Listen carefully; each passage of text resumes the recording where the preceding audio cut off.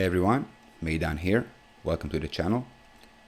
This build started as a nod to the Submariner, but I didn't want to just recreate it. I wanted to leave a fingerprint.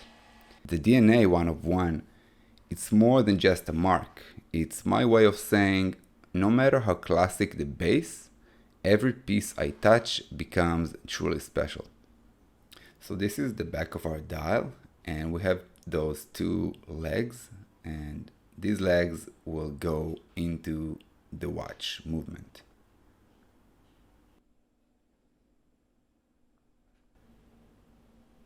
There you go. This is our dial with the DNA 1 of 1 mark, and it's beautiful. Before we start installing the hands, we need to make sure the date wheel flips. These are the hands, and I decided to go with the snowflake hands and an orange GMT. As you can see, we have 4 hands. We're going to use our hand press tool for installing the hands.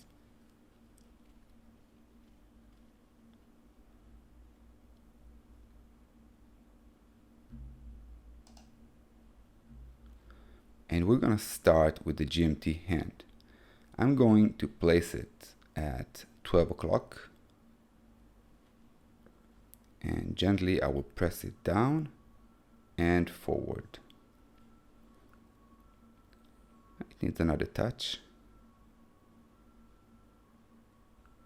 Looks better. There you go. Much better. I'm making sure that the GMT hand is in place and not touching the indices. Let's move on to the hour hand. So the GMT hand is at 6 o'clock now, and the hour hand is at 12. And I'm going to press it down and push it forward. There you go. Now we want to make sure that the hands are touching base at 12, and the date wheel flips with no more than 10-minute deviation, and they are touching base at 12, and it looks really good, and the date wheel is almost flips. Oh, there you go. So we have like 1 minute deviation maybe, which is perfect. It's really good. I like it.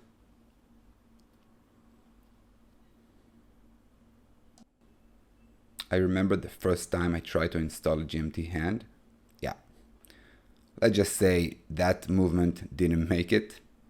If there's one thing that making watches teaches you, is patience. Let's position the minute hand in place. Looks good, and we can press it down. Push it a little forward, not too much. You don't want the minute hand to touch any other hand, obviously. And it looks perfect. It is aligned with all the other hands. Looks really good. Let's make sure the hands are touching base at 12. Notice the date wheel. It flips 1 minute early, which is really, really good. And now I'm making sure that the hands are not touching each other. I also want to make sure that the minute hand is on its wheel from every angle. This is the hardest hand to install, the seconds hand. I need to gently press it down on that pin, and you really want to make sure that you don't break that pin. There you go. It looks good. Checking pulse. Looks great. It is alive. Now I want to position all the hands one on top of the other and make sure that we have perfect gaps between each hand throughout the entire length of the hand. So remember, we have 4 hands this time. We have the GMT, the hour hand, the minute hand, and the seconds hand. And you can see all 4 hands, and they are not touching each other, and the gaps between them are perfectly fine. They're actually perfect gaps. Very good.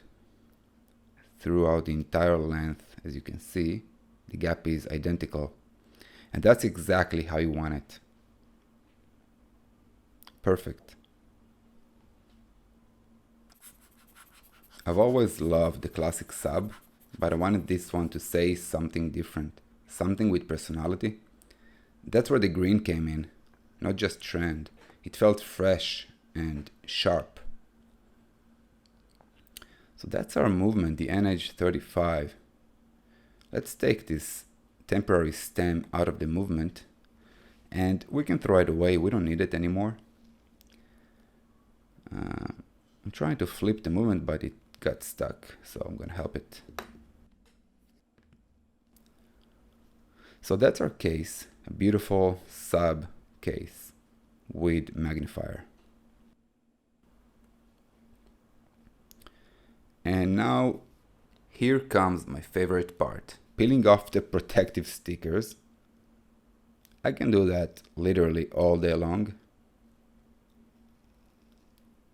It's a lot of fun. Get out of here.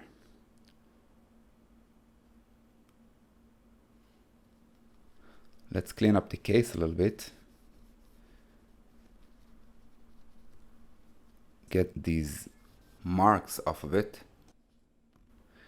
And look at it, it's beautiful, right? Really nice case. Let's open up the case.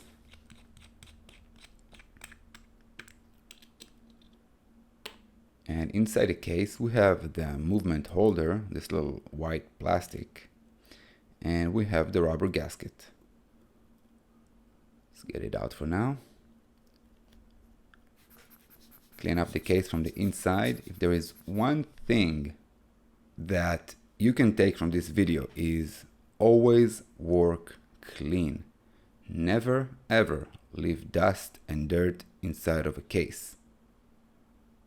For me, that's the most important thing.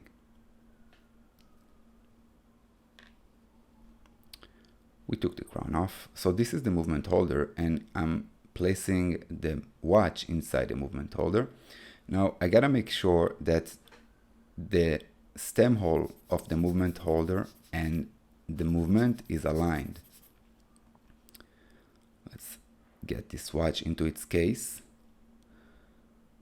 I'm gonna press it slowly until it clicks, but make sure you don't press it too hard because you might scratch the dial. So be gentle when you do that. And our movement holder is kind of out, but I'm gonna push it in. No big deal. And as you can see, the stem hole is aligned with the stem hole of the movement holder and the crown. This is our stem. So the stem has 2 sides. One goes into the crown and the other goes into the movement. And this is the part that goes into the crown, and we need to shorten it because it's too long. So let's do that. There you go, we can get rid of that extra part. Now the edge of this stem is a little smushed and we want to smooth it out. Otherwise we won't be able to screw it into the crown.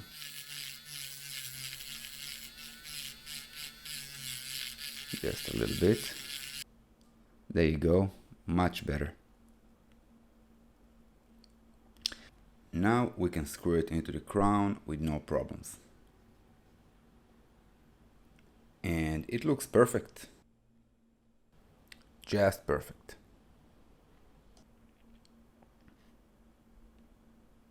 Let's get the stem into its place. I'm gonna click. There you go. And we're gonna screw the crown. It's a screw down crown. And you gotta make sure that the crown is screwed all the way in, and as you can see, there are no gaps between the crown and the case. Now let's lubricate this rubber gasket. It will help us keep the watch sealed for water and dust, and it will expand the lifespan of the gasket.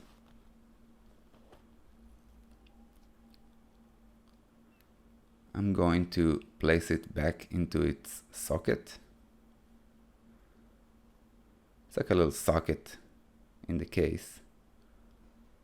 You gotta make sure that it's in there.